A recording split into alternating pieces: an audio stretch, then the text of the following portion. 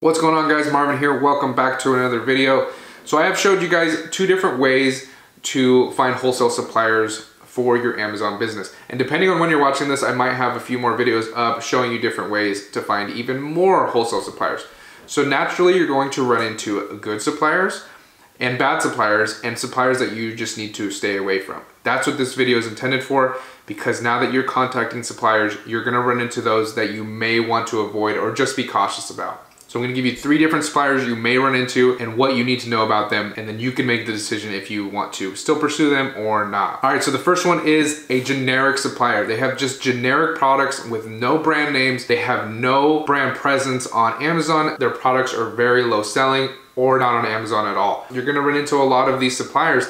They just have random products. Some of them, they have 0 brand on there and they just have a bunch of blank products on there. Stay away from that supplier. That supplier is not gonna make you any money unless you go on there and find a small brand and see that it's selling very, very well on Amazon. Stay away from this generic supplier. They will not work with the business model we're going after. Okay, so the second supplier you need to avoid or be cautious of is the 3 Bs. Bears, Beats, Battlestar Galactica. Usually when we're dealing with suppliers, we're dealing with suppliers that are B2B, business to business, but these kinds of suppliers are business to business to business. And they're popping up more and more every day, and they almost act as a middleman. They find supplier A, they are the triple B, or supplier B. So they'll contact supplier A, ask 500 units of product X, and then supplier B will blast out to all of their email list that are also wholesalers or people looking for inventory, and they'll say, we have this for this price and this is where it's coming from. If you purchase it, they will go to supplier A and have them send it to you or your warehouse. The reason I would say just to be cautious of these guys is because if you're restricted in a brand, or if you send a shipment in and then Amazon tells you while it's en route, which has happened before,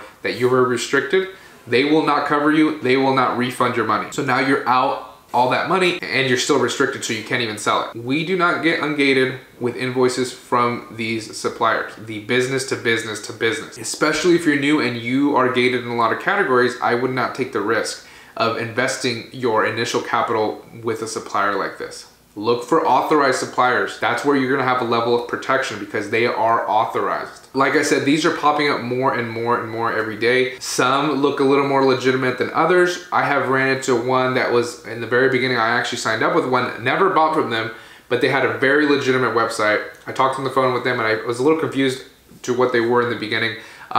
Sending you emails all the time and then they just vanished. All right, they vanished off the face of the earth. So be cautious when you're dealing with these suppliers, all right, guys? And then the third and final supplier you're gonna deal with is one that runs a lot of advertising. Now, I'm not saying to completely stay away from these, but if they run a lot of advertising for their company, that is gonna translate to their products because they have to make up the difference somewhere, right?